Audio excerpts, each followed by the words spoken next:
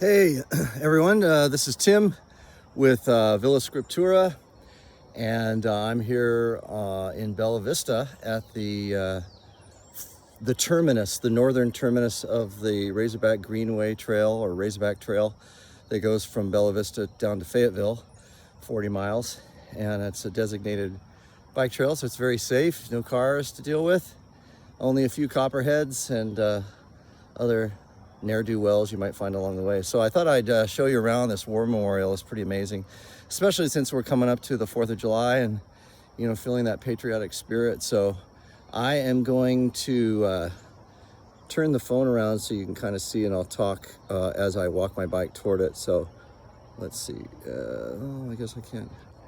I guess I'll just have to keep doing it this way. Anyway, let me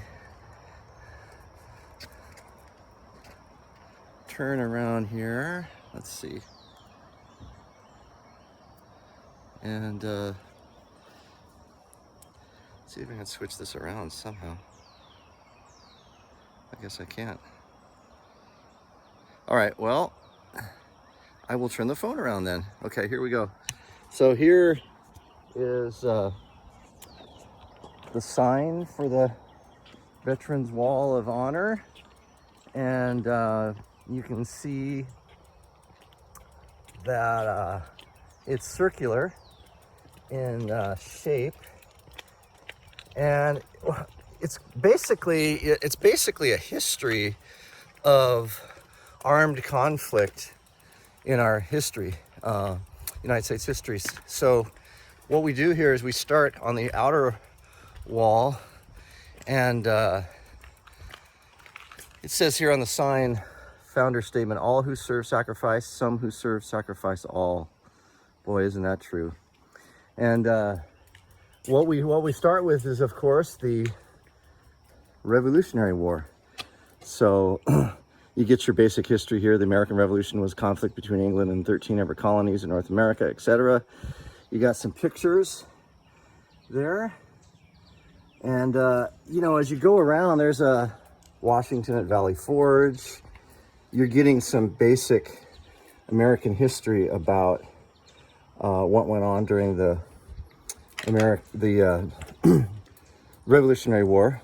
And then here we come to the Lewis and Clark expedition, and it gives you some information about that. Now, that wasn't technically an armed conflict, although I will say there was some armed conflict. If you read about the Lewis and Clark journey or read their journals, you will know that they did have an encounter, I think, with the Blackfoot Indians.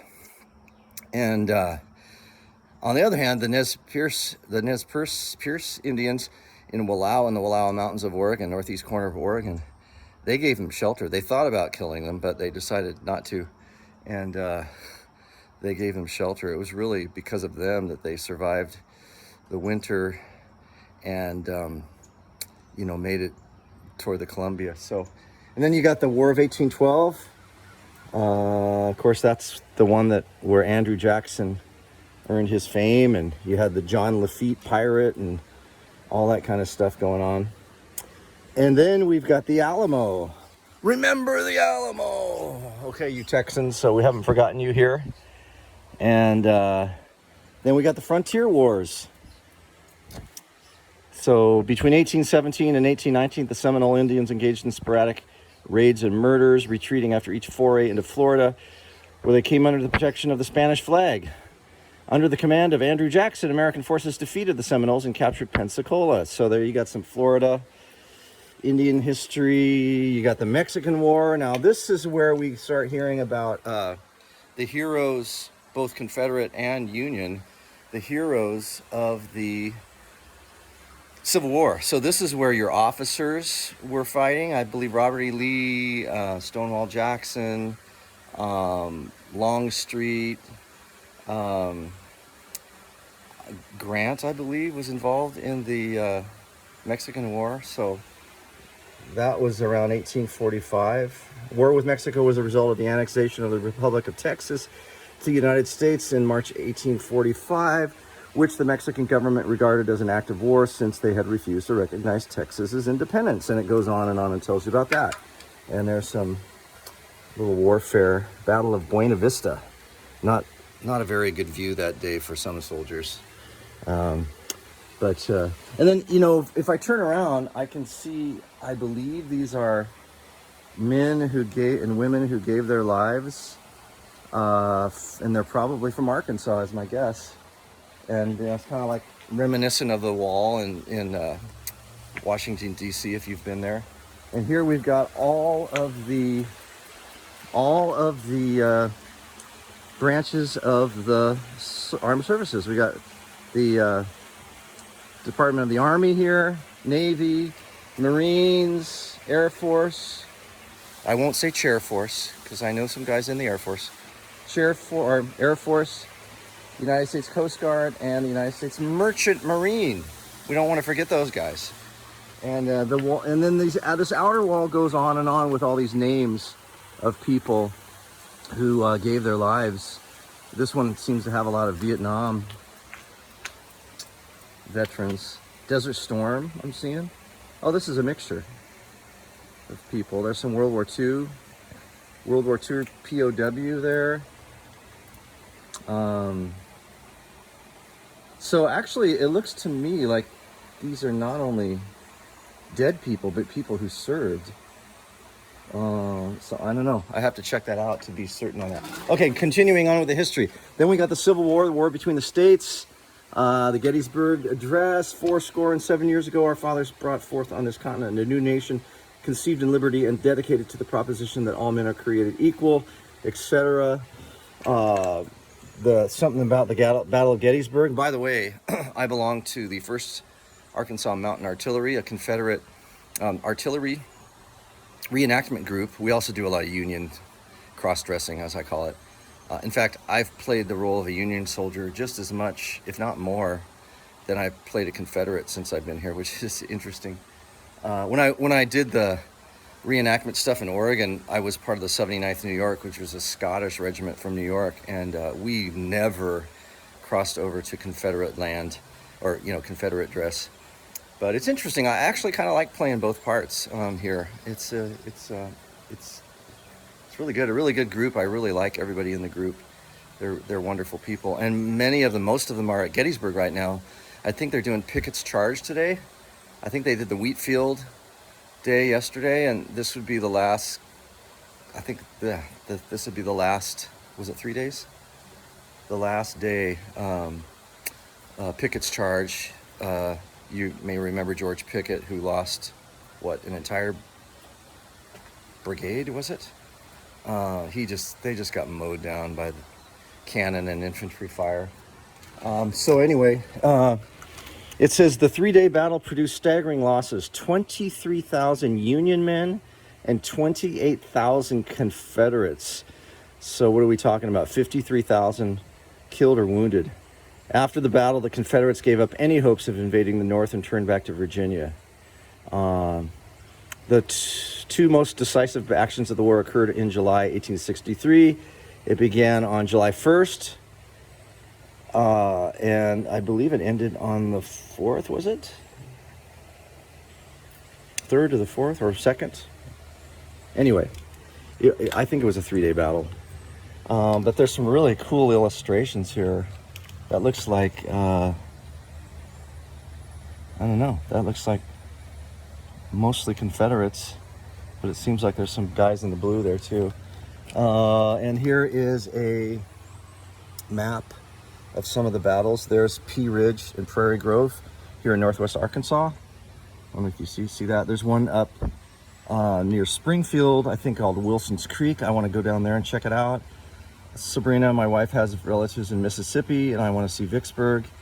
And of course, I want to go to Tennessee and Virginia and see all the other amazing battles. There's just one in Virginia, just so you see all the battles there. Wilderness, of course, the Surrender Spot, Appomattox Courthouse, Cold Harbor, Malvern Hill. Man, there's just so many. Fredericksburg, Chancellorsville, Spotsylvania, Manassas. I mean, Bull Run. Virginia really has some amazing historical battlefields. Then we got the war with Spain, 1898. Then we got World War I. I mean, it never ends, you know. Wars and rumors of war, right? World War I, the war to end all wars, began following the assassination of the Archduke of Austria-Hungary in the summer of 1914. By the way, if you're into World War I history, you've got to go to Kansas City. Kansas City is about 3 hours from us. And I was up there with my son. It's an amazing museum. It sits on the top of this hill. You can take this elevator up to this long column and see 360 degrees everywhere into Kansas and all up and down Missouri. But it is an amazing museum. Check it out when you're there. And I think they've got a Satchel Paige museum and one, I always forget the name of the ship that sank and that was uncovered. But check that one out too. I've seen both of them. Haven't seen the Satchel Paige one for the Negro Leagues, the pitcher, if you don't know who Satchel Paige was. I used to do a reading assignment every year for my 5th graders about Satchel Paige. What an interesting guy. But anyway, then we've got the years between the two wars, and of course, we've got World War II. And there you got your Battle of the Winter Line, Italy. You got guys throwing grenades. You got just, you know, a map of the Allies and Axis-controlled territory. A little thing on the women of World War II. And then this one on the terrible cost of World War II. It says, in 1939, the active United States military totaled 335,000, and during the conflict, more than 16 million men and women had served. Tens of millions of men and women throughout the world were in military service in other nations of the world. At war's end, America had sustained 1 million casualties, nearly 300,000 killed, and 700,000 wounded. Throughout the world, it is estimated that the total of military and civilian deaths amounted to over 53 million. Wow. In the countries where battles were fought, millions of people were left homeless and entire cities and towns had to be rebuilt. Material costs. The United States lost 59,000 aircraft, 157 naval vessels, and 866 merchant ships. Worldwide, over 254,000 aircraft fell from the skies, and over 11,000 naval and merchant ships now rest on ocean floors. The direct economic cost of the world has been estimated to at $1.6 trillion. And you can just imagine what that would be in today's money. Now, here's something kind of cool. So this is, again, it's a mixture of names, and they are not necessarily in any order. I mean, I see people in the Korean conflict. I see people in World War II. I see people. Okay, so it's alphabetized. Now I'm getting it. Well, not really. Wait a minute. I've got to figure out the system here. I didn't do enough research, sorry. But this is cool. They've got pictures, photographs of guys that are here. These guys look like from World War II. That's from more recent. And then here, I'm guessing that is Arlington, maybe? Cemetery? And that's just a picture, and then they sort of have a spray of flowers over maybe one of the guys here. But anyway, wow. Revolutionary War, look at this. There's some people from the Revolutionary War in the South Carolina militia. So isn't that interesting? Just, I've got to figure out why they put everything in the order that they did. Okay, so then I'll continue on with the history in a minute, but this is a cool little fountain. You know, in the center.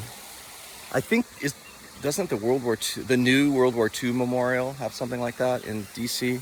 I'm not sure.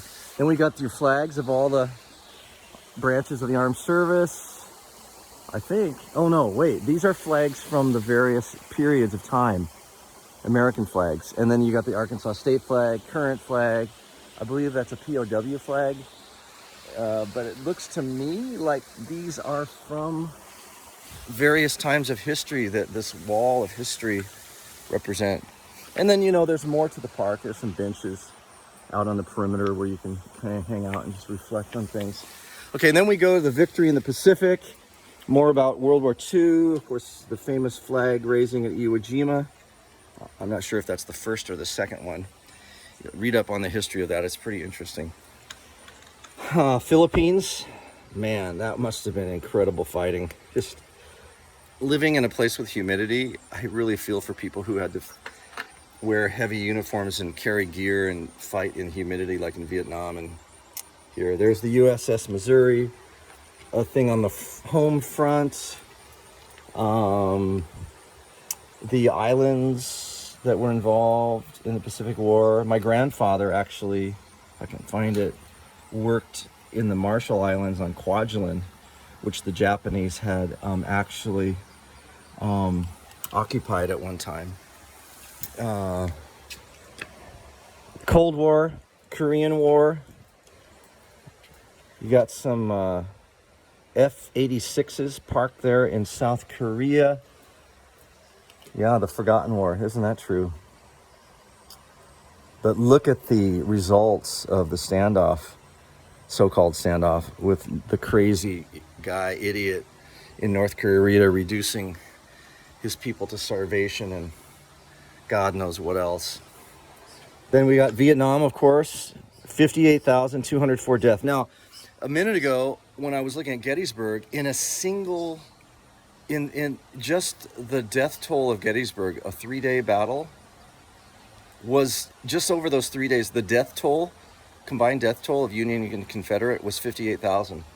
The whole Vietnam War, 58,000 people died. That just shows you how devastating that Gettysburg battle was, man. Not to take anything away from Vietnam deaths, but those Napoleonic tactics versus the new, rifling technology. It wasn't a good match. Let's just put it that way. Then we got the Persian Gulf War, the war on terrorism, war in Afghanistan. Starts out talking about September 11th. Then you got your map of Afghanistan. And then here's the former republics of the former Soviet Union. Turkmenistan, Uzbekistan, Tajikistan, and then we lived, Kyrgyzstan would be here, and then up above that, past that would be Kazakhstan. That's where we lived. I've never been to Afghanistan, but it would be interesting. I don't think it would be the first place on my list of vacation spots, and then we got Operation Iraqi Freedom, a democratic hope in the Middle East. Yeah, it was a hope, all right. I remember the people voting with their little blue fingers, proving that they voted and how proud they looked. And, we mistakenly thought, oh, they're going to just embrace democracy and it's going to be wonderful. So anyway, and then you got people, looks like they're going home there in Iraq, or they're going somewhere in a Huey or whatever helicopter that is. Then we got Thomas Paine, the author of Common Sense, something our country lacks nowadays. And he says, these are the times that try men's souls. The summer soldier and the sunshine patriot will, in this crisis, shrink from the service of his country, but he that stands it now deserves the thanks of man and woman. Man, that is great, by Thomas Paine. And you guys in the military would understand all these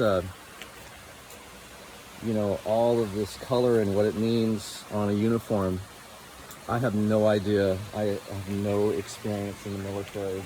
I have military friends. My best friend, Mark, he's a military veteran. He was in the Army. He was a musician, drummer in the Army. And but whenever we go on bike rides, he always stops at places like this. So Mark, if you're watching this, come to Northwest Arkansas. This will be one of the places we stop at. And then we got your presidents, starting with, there's Bush, so I guess they have to update this with a couple other guys. Going all the way down here, let's see if we can find Lincoln. There he is. There's Lincoln, Grant.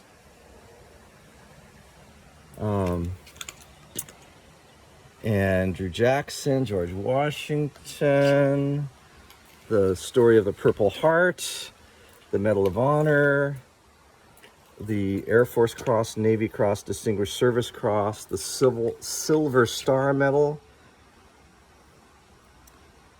Okay, and the Legion of Merit. I never heard of that one. The Legion of Merit was the first American decoration awarded to citizens of foreign nations. Okay. Distinguished Flying Cross. See, it's kind of got a propeller on there.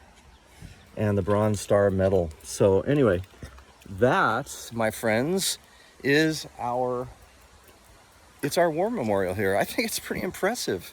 I really like it. So anyway, I hope you enjoyed this tour. I'm gonna jump back on my bike.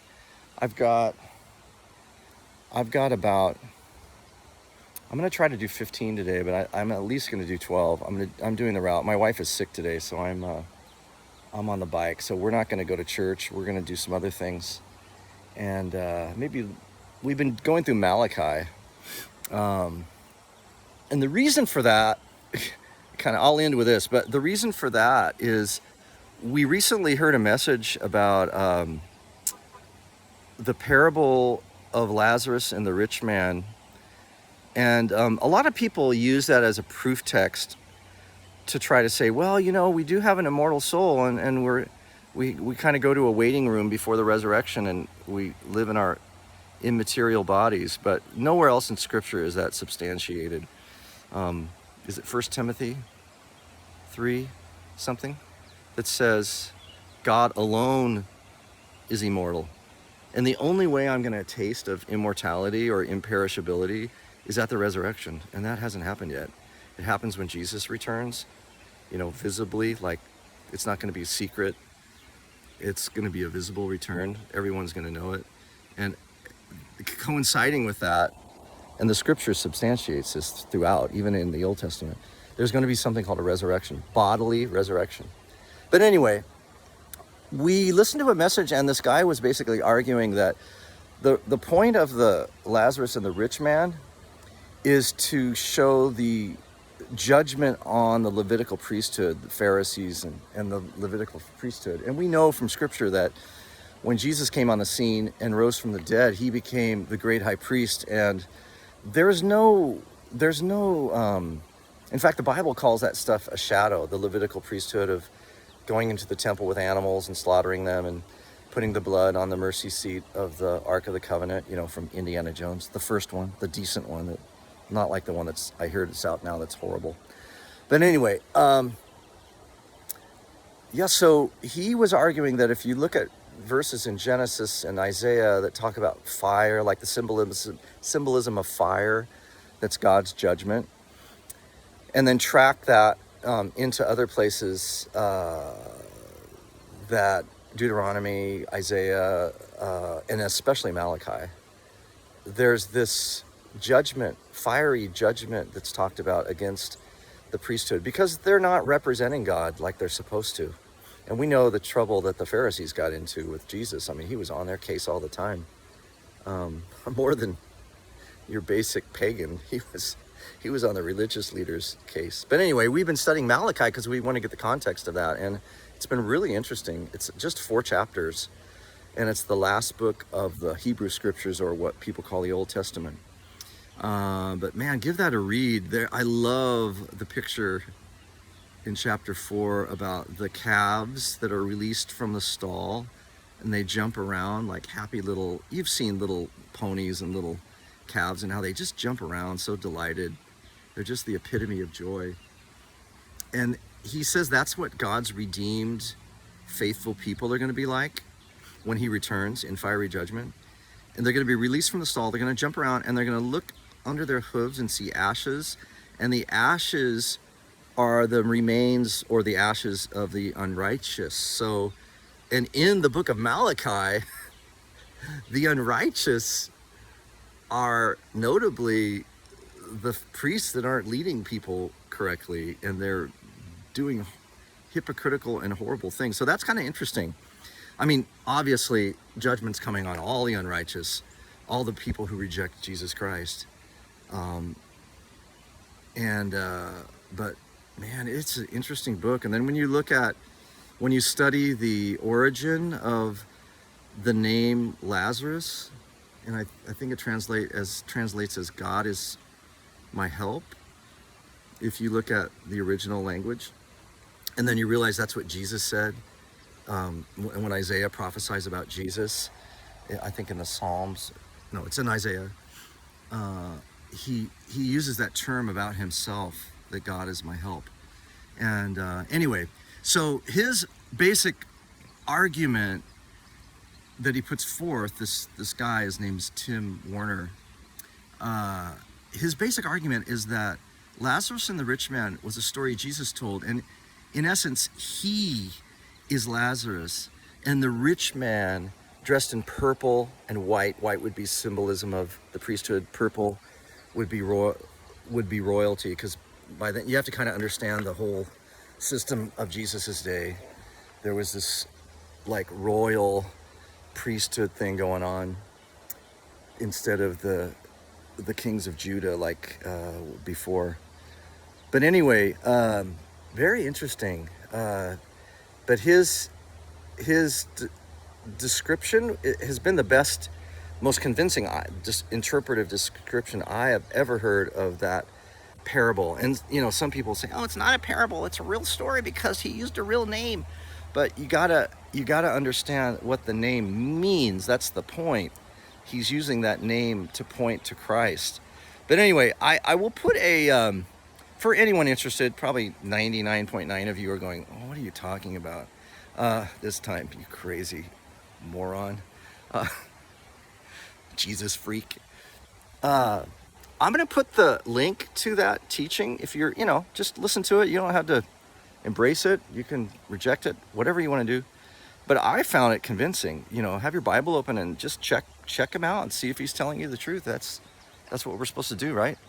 But anyway, this has gone on much too long. I'll have to, these long ones I've got to upload on YouTube in order for it to upload quickly and correctly. So anyway, you guys have a great day. Have a great 4th. And God bless America. I mean, even though there's a lot of crud going on in our country and so much rejection of the gospel and of God's ways and his law, it is such a blessing to be here. It's such a blessing to be here and to think I have not had to go to war. On the one hand, I'm thankful for that, but I am so thankful for all of these men and women represented by the people on this wall and what this memorial means. And I forgot to show you the timeline, but you can kind of see it there. I basically went through a pictorial timeline. Thank you. If you have served in the military, thank you so much from the bottom of my heart. And one of the things about being out here in Arkansas, and I especially saw it up in Branson, every single show we went to, they honored the veterans. They asked them to stand up, even if it was unrelated to American history. Like the Irish step dancers and singers, Celtic singers, they asked all the veterans to stand up. And this woman sang this beautiful rendition of "I'm proud to be an American, do, do, do, do, do, do." And it was just, I had tears in my eyes just because these older men were standing up, and we were paying homage to them. And the same thing happened at the Dolly Parton Stampede, which used to be called the Dixie Stampede, until Dixie became a nasty word, which is really stupid. But same thing, man. They had the flags out and the people riding horses around. It was amazing. And they honored them. And I everywhere I've gone, people have honored the veterans, and they honor them here. And this is a great place. I highly recommend it if you come to Northwest Arkansas. So you guys have a great day. Over and out.